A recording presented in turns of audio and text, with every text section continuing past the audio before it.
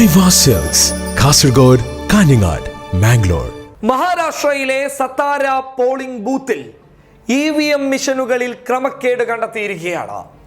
കണ്ടെത്തിയത് മറ്റാരുമല്ല, തിരഞ്ഞെടുപ്പ് ഉദ്യോഗസ്ഥർ തന്നെയാണ്.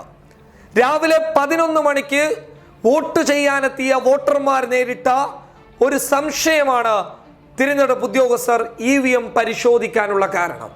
എന്നാൽ ആദ്യം വോട്ടർമാർ ഈ സംശയം തിരഞ്ഞെടുപ്പ് ഉദ്യോഗസ്ഥരോട് തുറന്നു പറഞ്ഞപ്പോൾ അങ്ങനെ സംഭവിക്കാൻ സാധ്യതയില്ല എന്ന് തിരഞ്ഞെടുപ്പ് ഉദ്യോഗസ്ഥർ വോട്ടർമാരോട് തിരിച്ചു പറയുകയുണ്ടായി.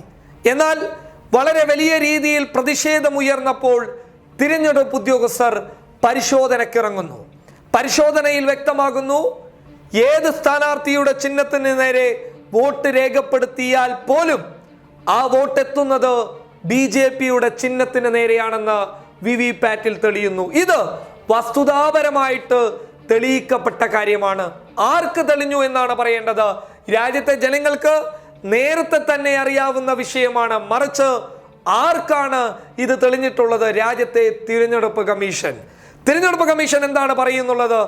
രാജ്യത്ത് EVM മിഷന്റെ അകത്ത് ക്രമക്കേടുകൾക്ക് ഒരു കാരണവശാലും സാധ്യതകളില്ല എന്ന് തിരഞ്ഞെടുപ്പ് കമ്മീഷൻ എടുത്തു പറയുമ്പോൾ എങ്ങനെയാണ് മഹാരാഷ്ട്രയിലെ സത്താര പോളിംഗ് ബൂത്തിൽ EVM മിഷനുകളിൽ ക്രമക്കേട് സംഭവിച്ചത്?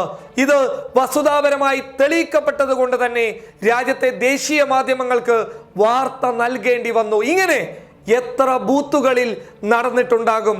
വിദ്യാസമ്പന്നരല്ലാത്ത ഉത്തരേന്ത്യയിലെ ചില കേന്ദ്രങ്ങളിൽ ഇത്തരത്തിൽ EVM-കൾ സ്ഥാപിച്ചു കഴിഞ്ഞാൽ അവർക്കെന്തറിയാം തങ്ങൾ ചെയ്തിട്ടുള്ള വോട്ട് BJPയുടെ ചിഹ്നത്തിന് നേരെയാണ് പോയിട്ടുള്ളത് എന്ന്?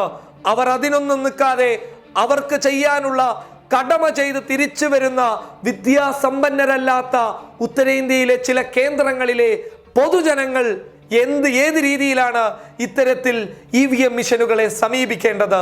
കാരണം അവർക്ക് ഇതിനെക്കുറിച്ച് യാതൊരു തരത്തിലുള്ള വിവരങ്ങളും ലഭ്യമല്ല എന്നുള്ള കാര്യം എടുത്തു പറയേണ്ടതുണ്ട്. ഇങ്ങനെ രാജ്യത്തെ എത്രയൊക്കെയോ ബൂത്തുകളിൽ ഇത്തരത്തിൽ അട്ടിമറി സംഭവിച്ചിട്ടുണ്ടാകാം.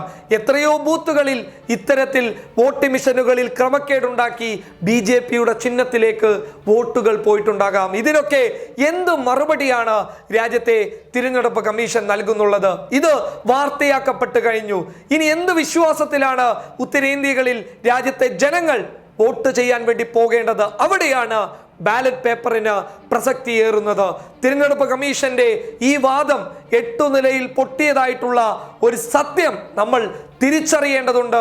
കാരണം ഇനിയും EVM-നെ നെഞ്ചിലേറ്റി നടക്കുന്നവരോട് ഒരു കാര്യം പറയാനുണ്ട്. അതൊക്കെ നിങ്ങൾക്ക് മനസ്സിലാക്കപ്പെട്ടിട്ടും ആ സത്യങ്ങളെ പൊതുജനങ്ങൾക്ക് തിരിച്ചറിയേണ്ട എന്ന ഒരു വികാരം നിങ്ങളുടെ മനസ്സിൽ ഉണ്ടായതുകൊണ്ട് മാത്രമാണ് ഇപ്പോഴും ചില ആളുകൾ EVM മിഷന്റെ അകത്ത് ഒന്നും സംഭവിക്കില്ല എന്ന് എടുത്തു പറയുന്നത്. മഹാരാഷ്ട്രയിലെ സത്താര പോളിംഗ് സ്റ്റേഷനിൽ നടന്ന ഈ ക്രമക്കേട് രാജ്യം തന്നെ എടുത്തുകൊണ്ട് മുന്നിൽ കൊണ്ടുപോയി ഒരു വലിയ പ്രതിഷേധത്തിന് വഴിവെക്കേണ്ടതുണ്ട്. News desk public Kerala.